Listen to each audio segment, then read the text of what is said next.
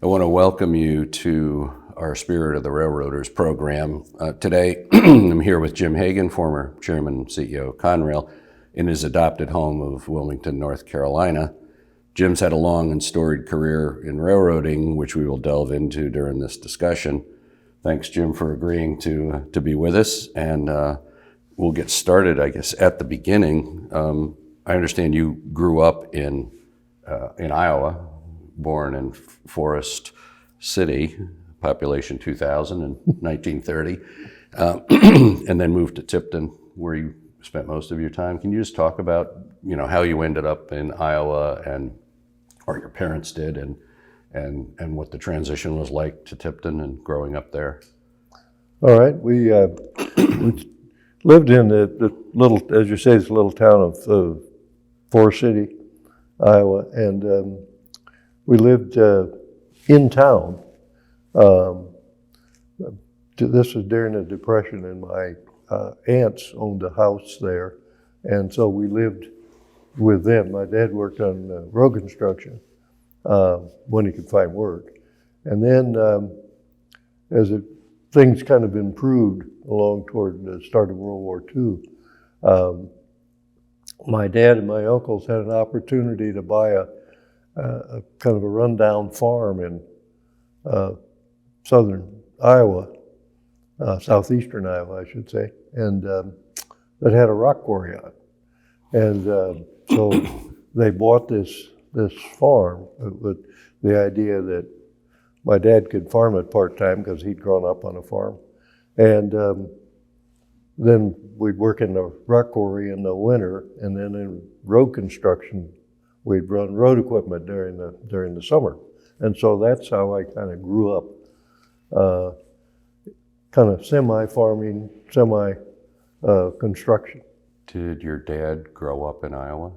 He did. He was Norwegian descent, of about one generation off the boat. Had an 8th grade education, but was hell-bent on education. He was well read. He read all the time. He was one of the library's biggest users. And so then my mother had gone to what they called a normal school in those days, which was a kind of a semi-teacher school. And then she taught 8th grade, one-room school grades. So what got you to move from Forest City to Tipton? Buying that farm. Okay, so the farm was Tipton. Yeah, the farm was in Tipton, sorry, didn't say that. So this was like 3 miles outside of town. It was another major metropolitan area of about, 2,000 people, I suppose. 2145 in 1930. Okay, well, it's a little more precise than I remember. But So what was it like going to school there? Was it probably a relatively small school, high school?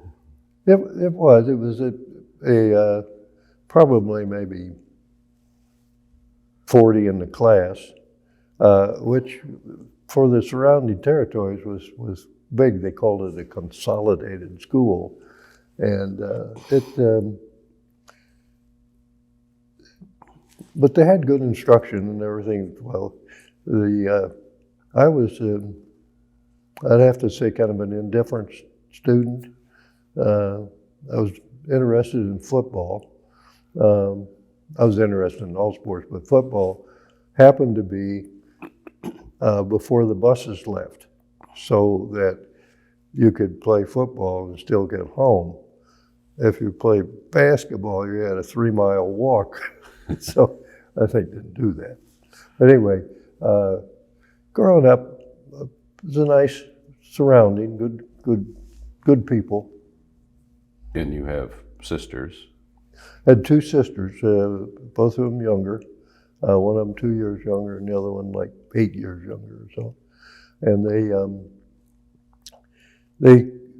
we always had a good time. We always, over the years, we stayed in touch, and we would, after we retired, we would all travel together and with their husbands and so forth. And so we had a nice relationship. So Is there anybody that stands out as an early influencer? Obviously, your dad sounds like he was, and your mom. What about in school or in the town? Anybody that was, you know, a Well, we role had model? a couple teachers who thought I underperformed, let's put it that way. They were on my case about, you know, you do this and Reach do your that. potential. Yeah, right. And so, and so I give them a lot of credit. And the other problem with that was because my mother had been a teacher, she knew all the teachers. And any misstep at school got immediately got reported back to my mother. So that was a Living under the microscope. Yeah, that's right. So, how did you choose where you were going to go to college? Basically, two things. One of them is I was, like I say, I was interested in football, and at St. Ambrose College down there had a good football team, and I thought, well, gee, maybe I could play football. Well, I tore up a shoulder at work, working on construction, and so that meant I wasn't going to play football. But after I got down there and watched those guys in practice in this small school, I thought, oh, well, I'm saved. I didn't have to be embarrassed by getting cut because I was not that good a football player. Yeah. Interesting. Yeah. Well, I noted in just looking through the notes that the motto for the city where you grew up or the town is where dreams happen. And I thought that was interesting for a small town. And obviously you started out in a way, you had some kind of vision of where you were headed. What did you focus on in school? What caught your interest? Well, what happened really, for my first year, I was not a real good student.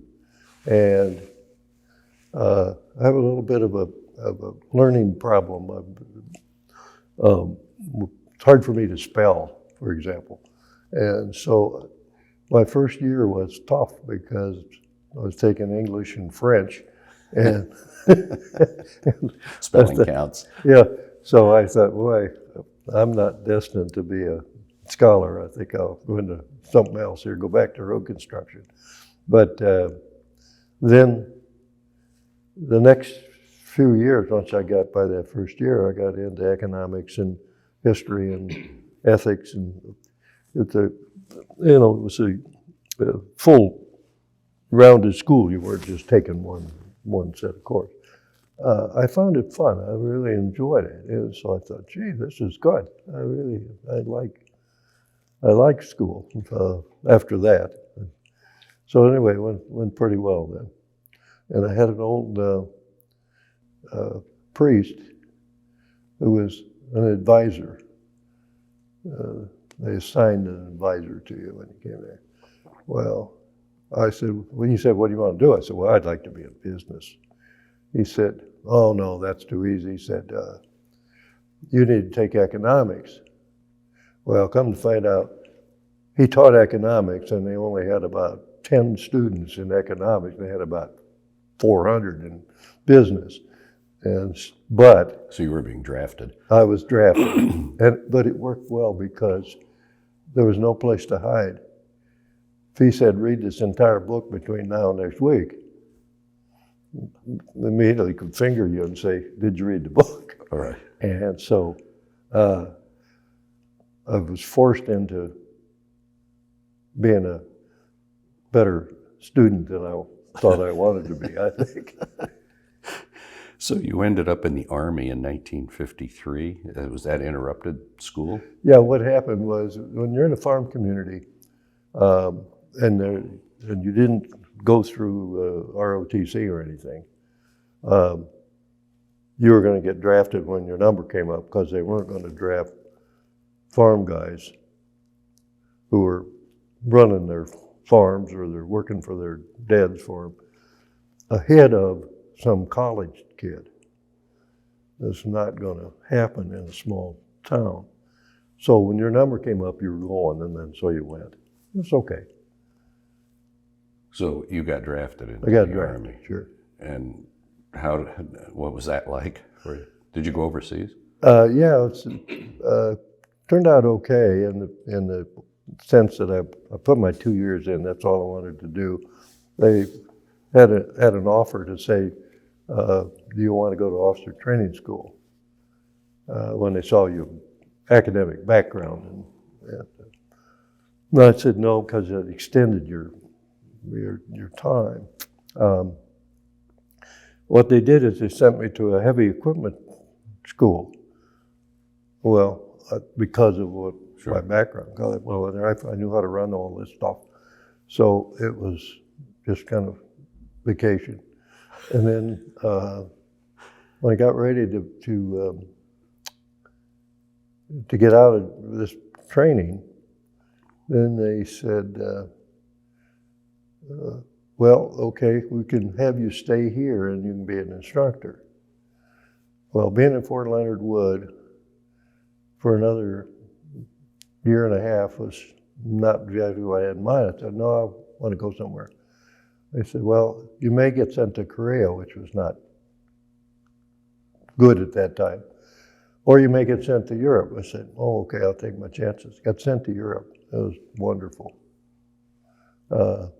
Where did you go in Europe? Oh, I went to, first place I was in Frankfurt, and next place I was Munich, and the last place I was Schweinfurt. So kind of toured the nice spots of the country.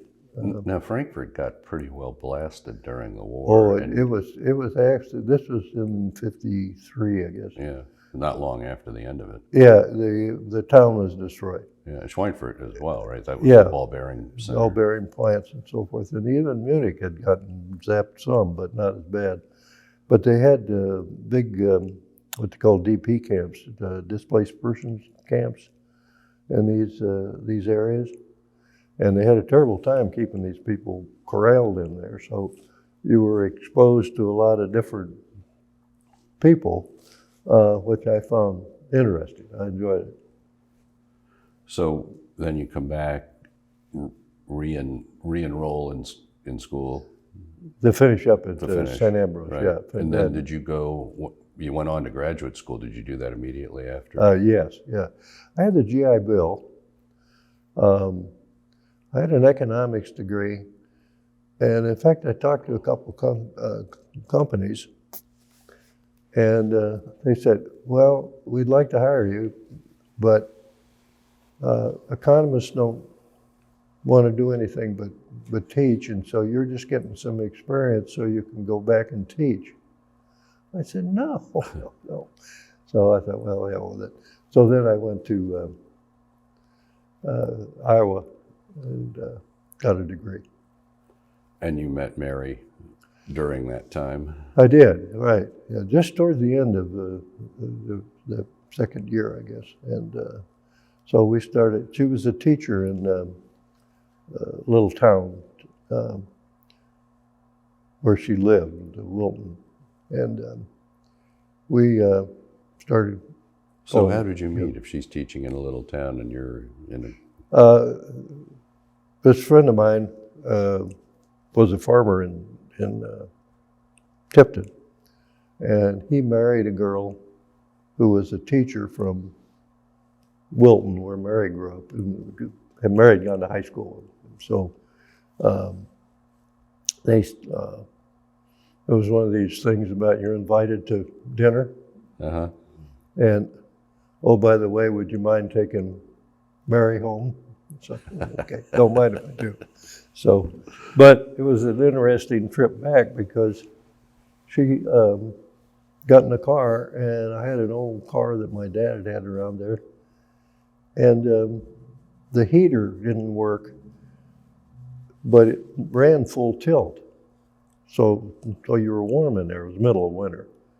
So I'm rolling the windows down, so cool it off a little bit. And she said, let me take a look at this. I drive Fords, and she gets down, this is all dressed up, and gets down under the dashboard and starts messing with the heater wires. I said, well, okay.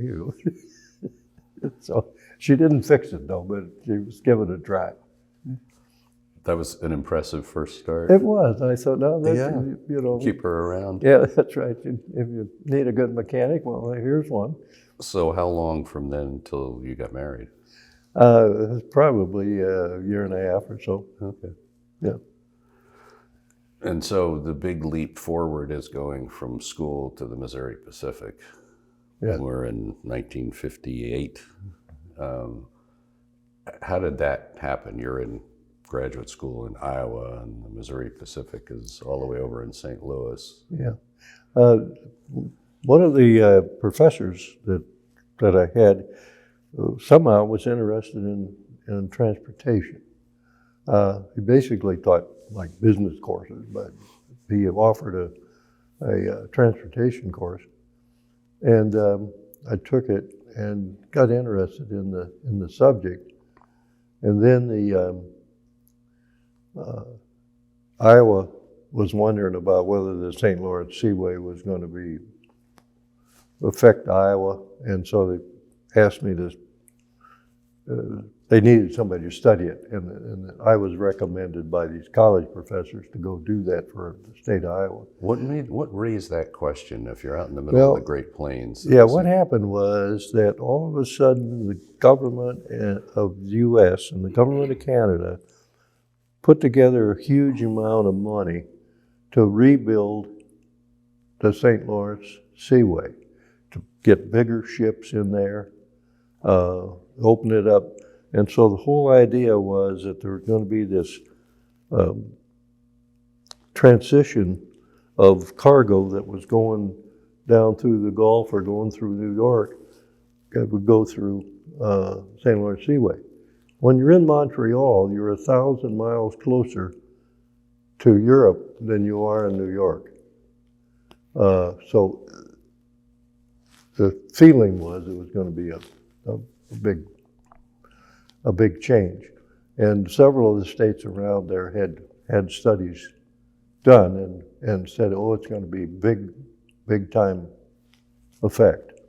And I studied it and said it wasn't going to have any effect, but it was good training in the sense that it was the first analytical job that I ever did. And so then I learned another lesson. You have to be able to defend a position that's different than popular opinion. So, can you talk about that a little? Because you're going in and saying basically there's no there. Yeah, it's hard to do in the sense that you're disproving a lot of conventional wisdom, and the only way to do that is to have your facts in order and properly put together. And in my case, I was learning this on the go because I'd never done it before. But I'm paranoid enough to know that if I didn't do it right, that you wouldn't win the day. And so that's the reason I just overworked the problem, really, and got it down to where we ended up in the governor's office. And the governor said, well, looks like the facts are all here. We'll publish it and say it's not going to have any effect. So that was kind of interesting. When they published it, did you get, today anything that gets published ends up, no matter what it is, creating a bit of a response from all, and of course there's multiple media forums to respond. Did anything come out of that? Oh yeah, there was some blowback from some strange things, like a guy that was exporting eggs to South America claimed he was going to use the St. Lawrence Seaway.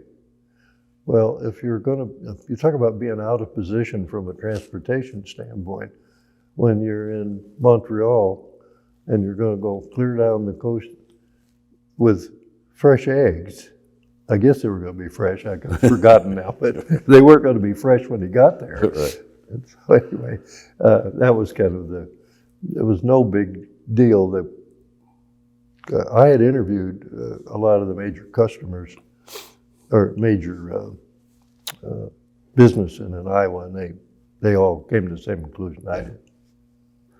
So what made the connection to the Missouri Pacific? Oh, okay. So then after that, this professor was a friend of a fellow named Ronnie Crossman, who was doing analytical work for the Missouri Pacific, kind of we used to call them skunk works. You kind of just started out with a little group that was against the prevailing wisdom of the company. But they tolerated them because they figured they had to do something because things were not going well.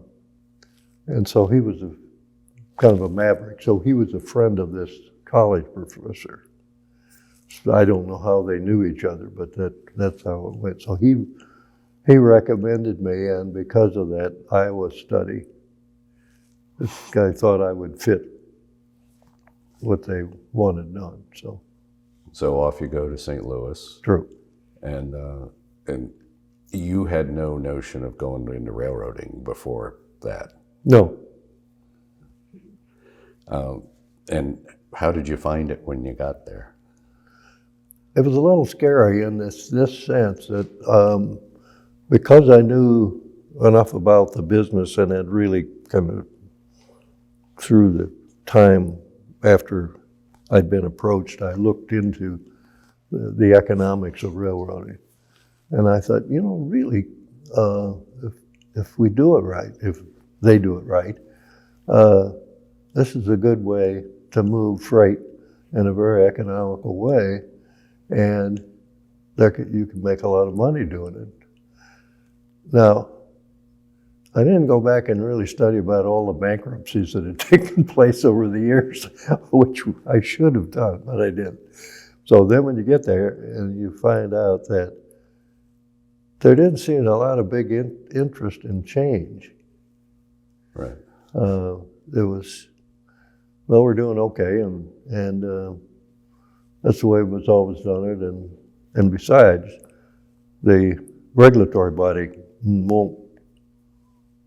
won't allow you to do that.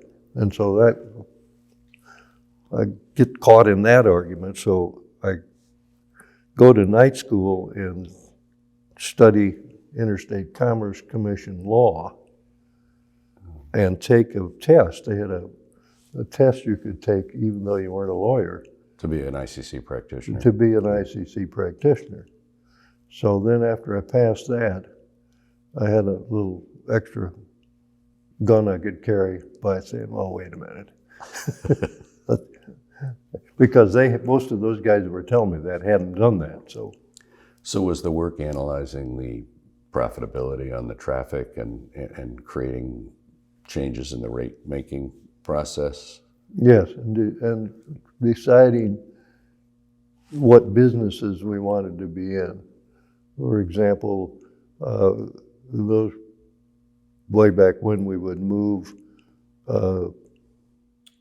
groceries, canned goods and things like that, and they'd put together carloads of stuff, paper, canned goods, everything for a different little market like Tipton, Iowa or someplace.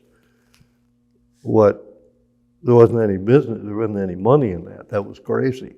So what this organization that I was working with, we started in with the big hunts and all of the big canned good guys and putting together heavy loads, which were in those days heavy loads, and be 80,000 pounds, 40 tons was a big load of canned goods. Nobody done that. Right. And so then we were slowly but surely getting some of that business back doing that. And then I take a look at something like the fruits and vegetables out of the Rio Grande Valley, which Missouri Pacific served. And there, I couldn't figure out a way to make it work. If you used ice cars, which are dump ice in the bunker car, reefer cars, the ice costs more than the freight by the time you got it to St. Louis. If you bought a mechanical car, the way we were doing it, we were only using them once a month, and you couldn't afford to move it in mechanical cars. So my recommendation was, the way we're going about this, let's stop going about it. And don't do it. And the reaction was what? We'd always done it that way. We've always done it that way. But they finally figured it out when when you come up with the numbers, like in those ice cars, and can show them on a piece of paper that the cost of the ice exceeded the freight rate, and therefore you weren't getting paid anything for moving it from far down in Texas to St. Louis, for example. Even you didn't have to overprove that. People could see that. So what did they do then? Did they get out of that business They entirely? started getting out. And as those cars, some of the times they would, we'd make a deal where, let's say for example, some of the vegetables didn't use up much ice. And like potatoes or something like that didn't require all that much ice. So we stayed in those lines of business and got out of the stuff that took a lot of ice. So you looked at it by commodity, not just that it was reefer by traffic. commodity. Oh, that's good. So how do you transition then from the Missouri Pacific over to the Southern in 1963? Basically, as usual, my life of just happenstance, in the sense that Paul Banner had been working for they call it the Southwest Transportation Bureau or something in St. Louis, and he went to Southern on a marketing job. And so how did you know him? Well, the people that they hired to be in his group in St. Louis were really Mopac guys, because they were locally in town. Right. Frisco guys and Mopac guys. And then so when they would do anything, they would work with us. We all worked on the same kind of stuff. So then he moved up to Washington, D.C., and he invited me to come up there, and I talked to Bob Hamilton, who was the VP of marketing. And sounded like a good job, and he made me a good offer, so I went up there. So when I get up there, I thought I'd gotten a big raise. I thought, well, boy, I'm in Fed City, it's going well here. So I went out to look for a house in the Washington, D.C. area after living in St. Louis. And so the guy said, well, what are you willing to pay? I said, well, let's see, my house in St. Louis cost this, and I got a raise, so I could pay this. And he said, what part of the Midwest are you from? This real estate guy said to me. So I said, well, okay.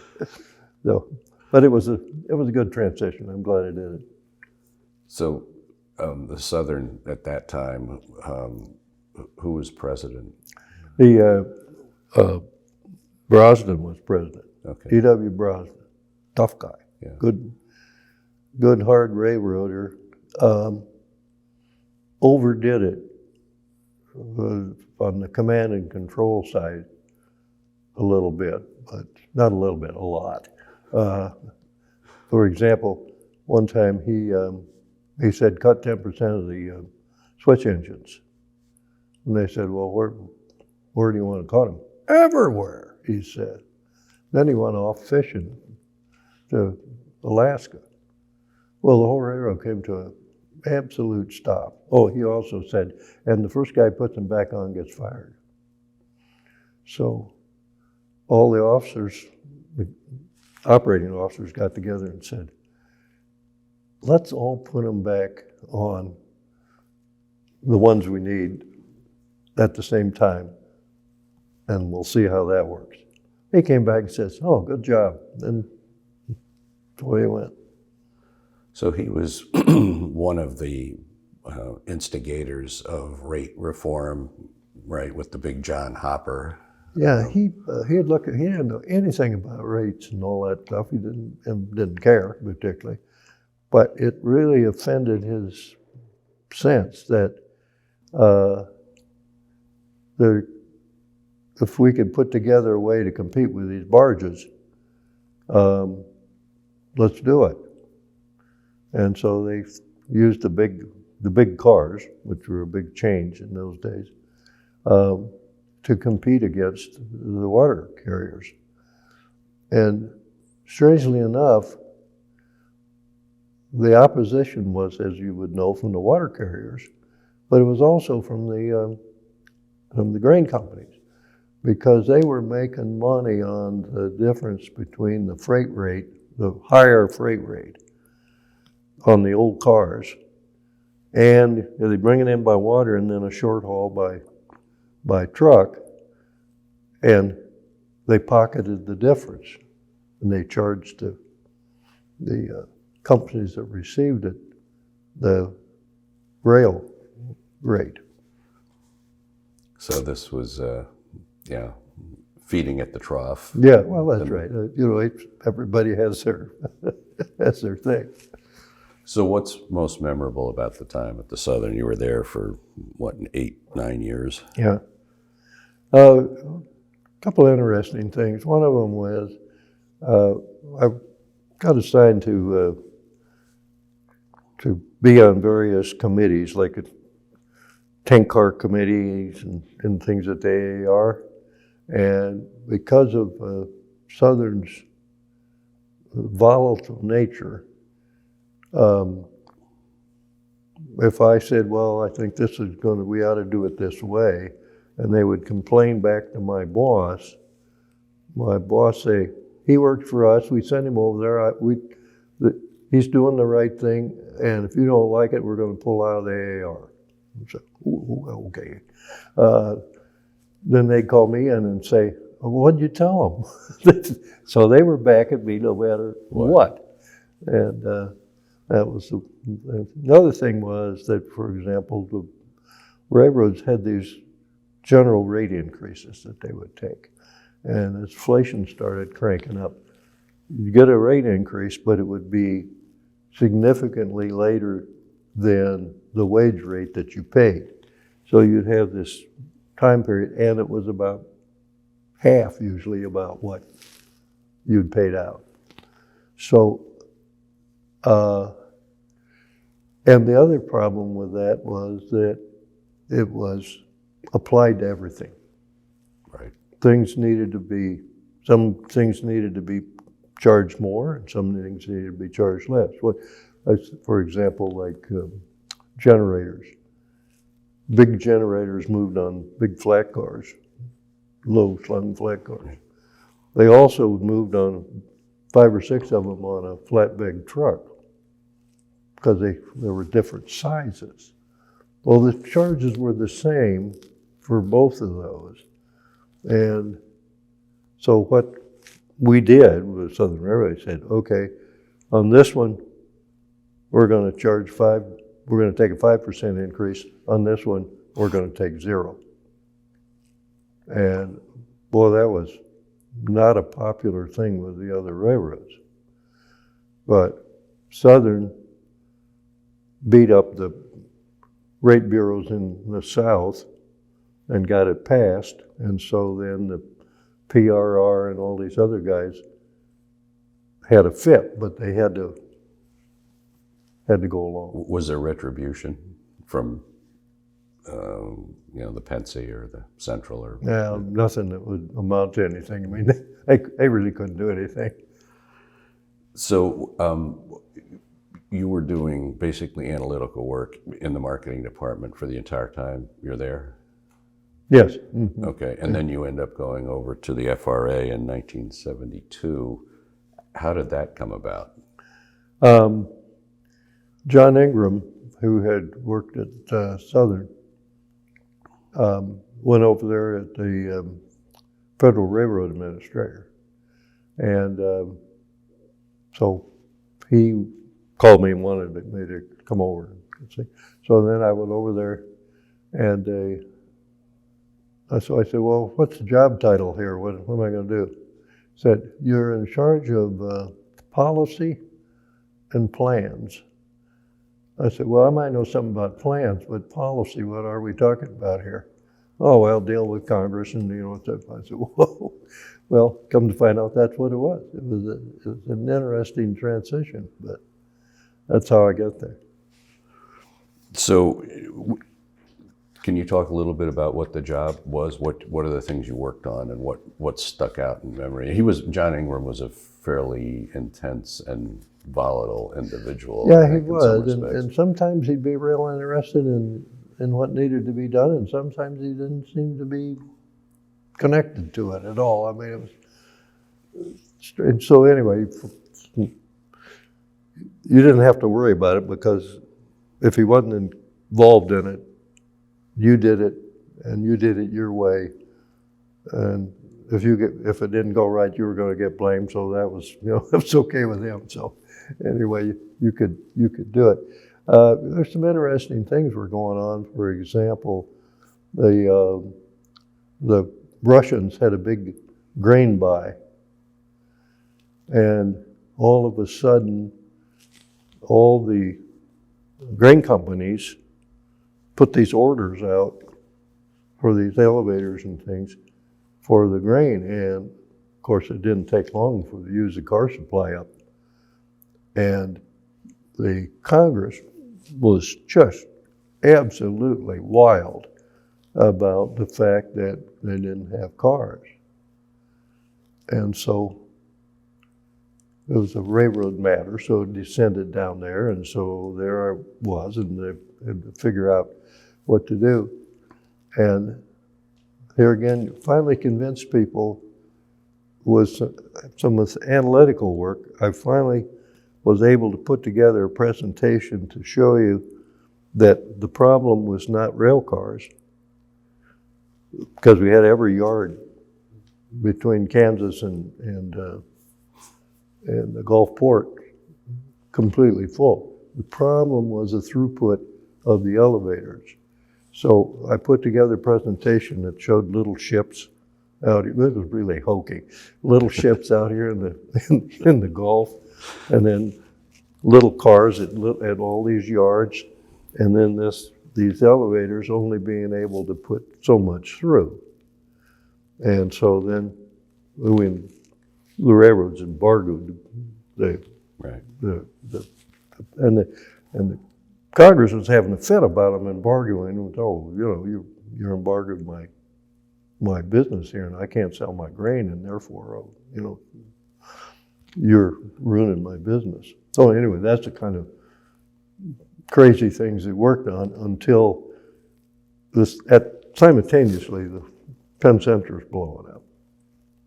And all the littler railroads are blowing up as well. I mean, the Eastern railroads are just finally just disintegrating.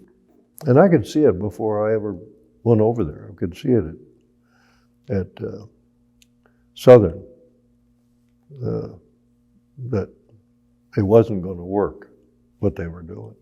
So the FRA's role, I mean, people, if you think about it now, is largely related to safety issues and mergers and things like that. This almost sounds like it overlapped a little bit with the work that the ICC would be doing too. What happened was basically the ICC was fairly rigid, and the administration, which the ICC didn't report to, the ICC is an independent agent. The administration wanted to know what to do, because they could see the ICC wasn't going to come up with the money, and guess who? It was going to be the federal government. So how are we going to solve this problem without spending any money? So we looked at this and looked at this, and we had a couple meetings, and finally got in this one meeting, and the Undersecretary of Transportation says, "Well, Jim, you're the guy that studied this. What should we do?" And I said, "Given the circumstances, not spending any money, we're not going to do anything." He had his feet up on the desk, put his feet down on the floor and said, "I'm going home and have a drink." That was the end of the conversation. So, okay. But anyway, that's how it got started. The administration wanted to figure out what to do. And we had about, I don't know, 6 or 8 people down there working on that. In the group you were in? Yeah.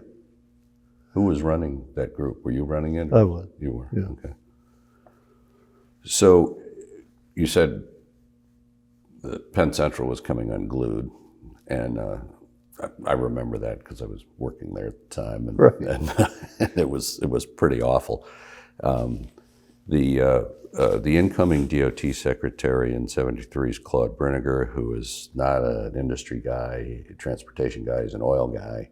Did that have any impact on policy? And he was a smart guy and an analytical guy, and not a political guy at all. So he was really trying to figure out what to do given the constraints of, it was in the Nixon administration, who he was working for. So he really was trying to think it through. And for example, he called me up there one time, and Ingram's out of town or so forth, and so he called me up there and said, "Now, Jim, how many people do you have working on this?" I said, well, probably 10, counting the secretary. Well, first I told him how many people was in FRA, including the safety and the Alaskan Railroad. He said, no, I mean working on this problem. I said, 10. He said, "We're sitting here in a building that's a block square, 10 stories high. The biggest problem that we have, and you have 10 people working on it." I said, "Well, that's all we got." And he said, "Well, we're going to try to change that." They really couldn't change it. Really? Well, you know, a few of the guys in the secretary's office jumped in and helped us, but not much. So in my notes, I saw that in April of '75, Frank Barnett from the UP spoke at a meeting in D.C., and the proposition was for a solution to the Northeast rail crisis by combining the government and privately run companies of the best pieces of the 6 bankrupt railroads. I hadn't heard that before, and were you familiar with that? Oh yeah, sure. Okay. That was kind of one of those pivotal points in the game, in the sense that the railroad basically were avoiding the issue, and they were just hoping it was going to go away. And there was a certain undertone from various places that the best way to do this is just nationalize those railroads and deliver the freight out to the real railroads, and that's what'll happen. And that particular talk, plus the intervention of some of the big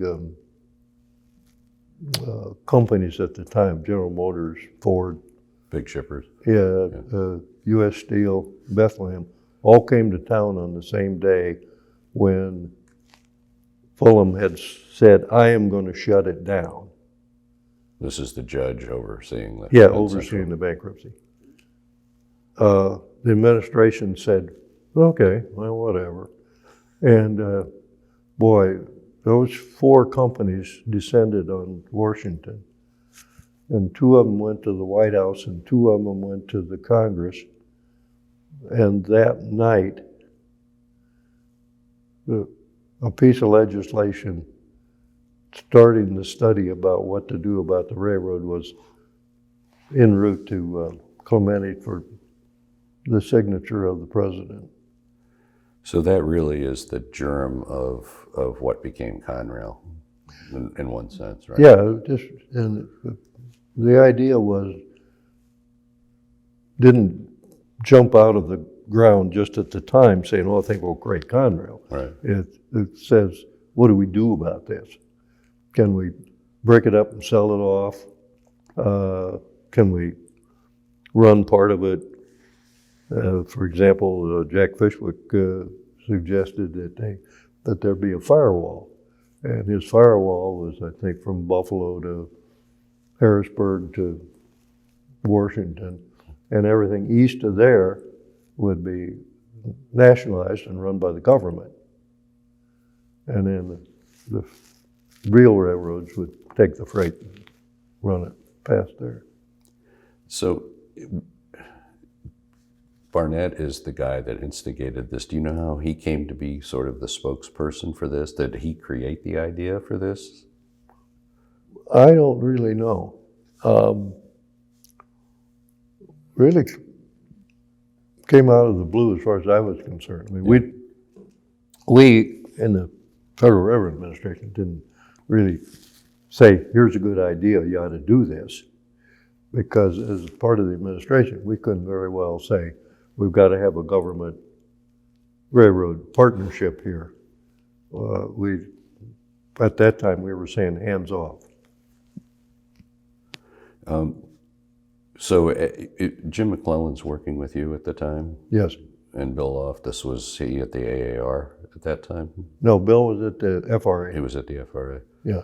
And I neglected to point out that we're sitting in front of a painting, Missouri Pacific passenger train that Jim McClellan painted and, Right. and is now in your possession. Oh yeah, Jim gave that to me in memories of my Missouri Pacific days, and so I've always treasured it. No, it's a great painting, and it was a revelation to me that Jim was such a good oil painter, because I've knew him a long time, but mainly as a photographer. He really was a good painter. Yeah, Yep. clearly. So how did you guys connect? Did you know him from this? Had he been at the Southern with you? Yes, he'd been at the Southern, and he had worked for me. And interesting story about Jim was he was one of those guys that you could just send him off to do most anything. And in fact, Bob Hamilton used to send down notes and say, have someone look into this and have someone go to Atlanta and see about this and so forth. And so I'd always pass those off to Jim. And so he said, I think I'm going to change my name to someone McClellan, because I get all these assignments of this unnamed person. Right. But he was good. He was a talented guy, and so he left and went to the New York Central. And of course that fell apart. And then he went to work for Amtrak. And I don't think it's any secret, he got fired there for telling the chairman of the Amtrak how to run his business. Yeah. And so then he was looking for work, so Loftus and I hired him over at Federal Rail.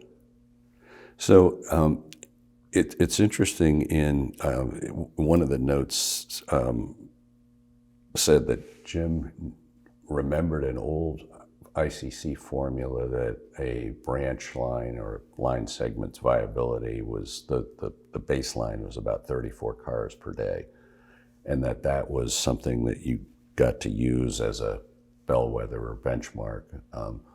And I guess one of the questions, having been involved in those kinds of analytics during my time in the business, was that good data was always a challenge to get.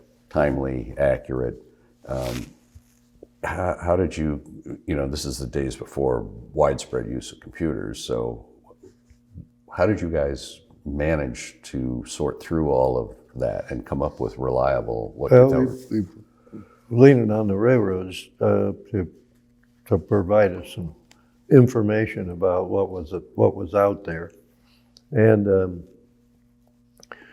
it was a case of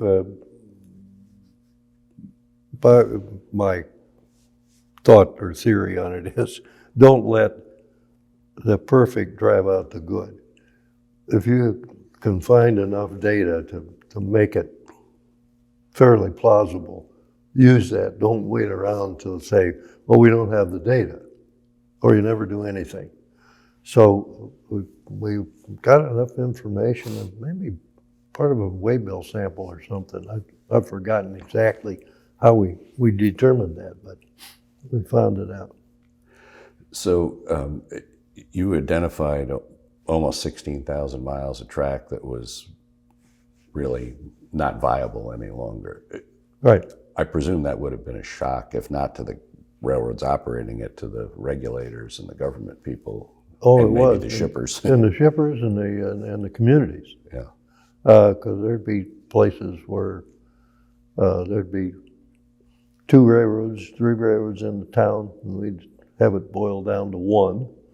Or there were places where we'd say, you're not shipping anything, you're not going to have a railroad. And that, in those days, was quite a shift in thinking, not only for the railroads, but for the customers and for the regulators and local communities. I mean, that was the whole smear of things that people would say, that's not fair. Well, losing millions and millions of dollars a day is not fair. So that's how that happened.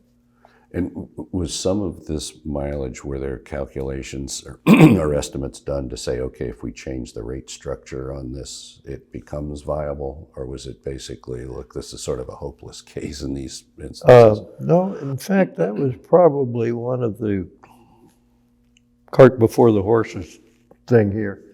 We didn't have the ability or the time or the proper regulatory place to be able to figure out what should be done with the pricing structure. Even though a lot of us had grown up with that pricing structure problem, like myself, worked out on it over the years. We didn't tackle that. And would have been interesting if we would have. I don't think we'd have come to any conclusion, or I don't think it would have helped the problem any. And it couldn't have been done in a timely way anyway, so therefore you didn't do it. So the 3R Act gets passed in '74, and USRA gets created quickly, it seems, for government. They acted fast after you released your report. Yeah, what happened was this report gets released, and the ICC said it's all wrong, and it's not. And they said to the ICC, well, what are you going to do about it? And they said, well, it's just wrong. Shouldn't be done. And then so Congress is disturbed. And so when in doubt in government, we'll just create a new organization to look at this problem. We can't trust the Federal Railroad Administration because they're going to destroy all these railroads. We can't trust the ICC because they've been bumbling along here. They were getting tagged big time for the delay on the Rock Island UP merger, which went on 10 years or something. So Congress and the administration said, they can't handle it. We don't trust these guys at Federal Railroad Administration because they're a bunch of gunslingers and they're going to destroy the structure. So we'll create a new organization. So that's what they did. And USRA was basically a revival of the USRA, at least in name, from World War I Correct. period. Right. Interesting how that evolved. Do you know who came up with the name? I really don't. Oh. So, and it was a different function, obviously, Yeah. in this iteration of it. So you moved over to USRA from FRA. Yeah, the way that worked is this. They set up this organization and then they went out and hired Ed Jordan. But simultaneously, they said, how are we going to staff it? And how did they pick him? He's an insurance executive from California. I don't know. He was a friend of a recruiter type guy from DOT, and I think just friendship. The guy knew him because it wasn't the case if he knew the business or anything. He was an insurance guy.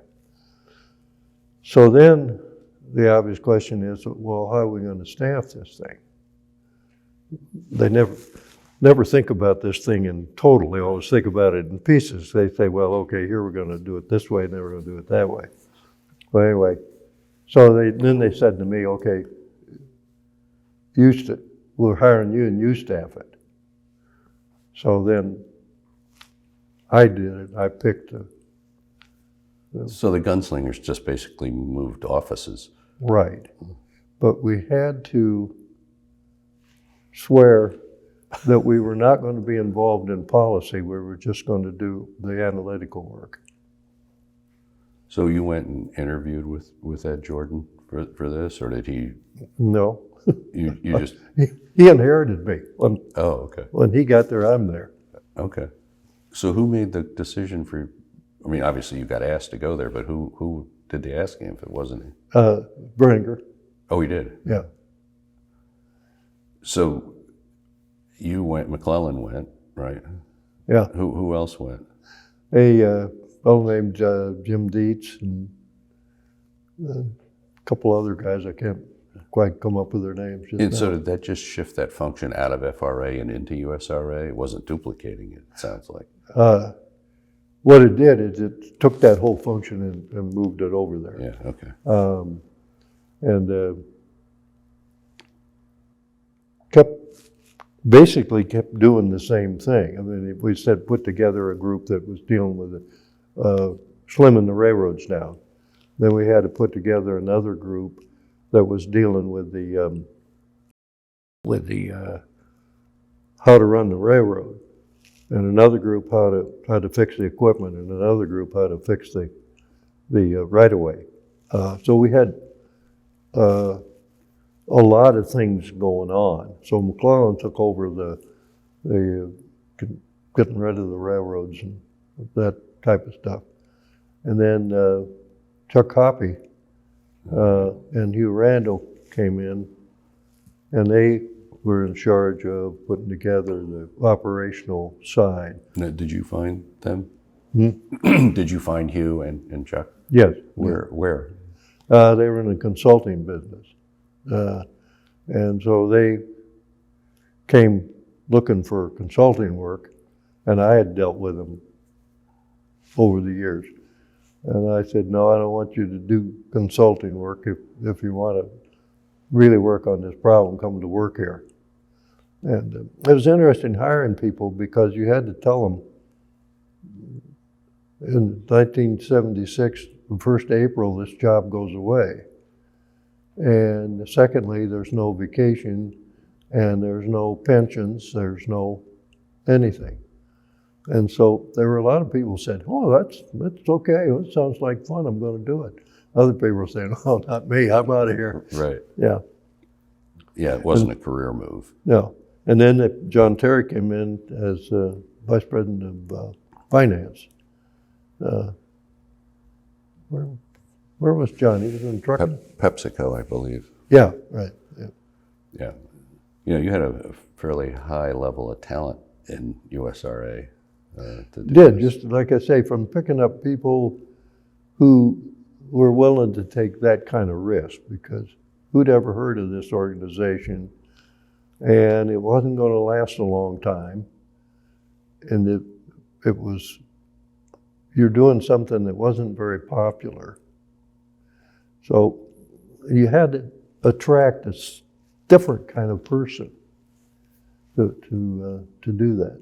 Well, and then people like Jim McClellan and Chuck Hoppy and Hugh Randall and certainly John Terry, who's not run-of-the-mill people, right? No. And it's interesting because John's history is trucking, and he always sort of disparaged the rail industry. It's interesting that he came into a rail environment. Well, he continued to just From the inside. He would say, "Oh, look, just set this thing up so that it hauls the coal and the iron ore and stuff like that, and the trucking industry will take care of the rest of it. Don't worry about it." So, okay. So how was it working for Ed Jordan?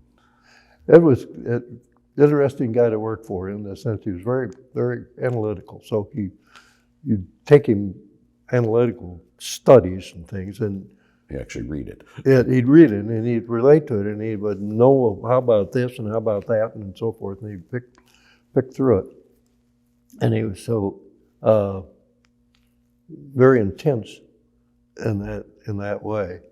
And I think that when he got in there and saw what he got into, I think it scared him probably. And to maybe overstating it, but anyway, he figured, well, okay, let's go at it, and then he'd go at it, and we'd drive him crazy, in the sense that he'd ask some question, and somebody like McClellan would say, "Gee, I don't know. Well, how you'd find out about that or something?" And here's, he's talking to the boss, telling the boss, "Forget it. No, that's not interesting." So there was a comment reportedly that you made that he was a very smart guy, but he didn't come down hard enough, didn't drive hard enough. Is that a fair statement? Yeah, that relates more to the railroad when he was up at Conrail. I thought he could have been a little more forceful in demanding things to be done, and I think probably the proof of that is Crane came in and started in on it right away, Yeah. and it made a big difference. Right. And we need to get over to that period at some point here. But with in '74, Arthur Lewis comes in to head USRA. How did that? Was that? Arthur Lewis? Oh, Art Lewis? Yeah, he'd been in Eastern Airlines, and very smart guy, very politically tuned, and so he handled the political side, and so he did his best to kind of shield us from being terrorized by Congress and other people while you're trying to work. But that was just his role. That's what he did. And so you have the role, maybe enviable or unenviable, depending on your point of view, of creating the final system plan, as it was called. Yes. How did that, who said, okay, it's time, we got to put the final plan together? Or was that part of the charter when you Yeah, said there? that was part of this 3R Act, was that you only have X amount of time, so many days to study this problem. And we decided to put out a preliminary plan to start with, to kind of take the heat off, and then come up with a final plan. The piece of legislation, Brooks, was really well done from this standpoint. And this was due to the Undersecretary of Transportation, John Barnum, at DOT. The piece of legislation that created it said that Congress can disprove this, you can vote it down, or you could approve it, but you can't change it. You can't fix it here and fix it there, and Yeah, or you'd never get there. you never get there. And that's the way they wrote it. And so we used to go over to Congress. Some congressmen would have a problem, and I'd go over there, and they would beat me up something terrible about some branch line or something. And then we got all through, and he said, "Well, thanks for coming, but we're going to vote for it anyway." So he got the emotional release of. Well, and their constituents wanted them to go to bat for them. Right. So how long did it take to get the final system plan? Well, it was like 300 days or something like that. It was a relatively short period of time. And once we got there, we weren't there in the sense that, it's kind of strange, but what was in the act was you should have competition at major places. And so we were working on a thing about, well, we'll maybe have this railroad come in here and take over this part, and then this Jesse come in and take this part, and so forth. And then N&W, and they said, don't even think about that for us. We're not coming. Jesse said, yeah, possibly. Southern said, well, maybe we can come up through Delmarva and so forth. And so we were working that problem.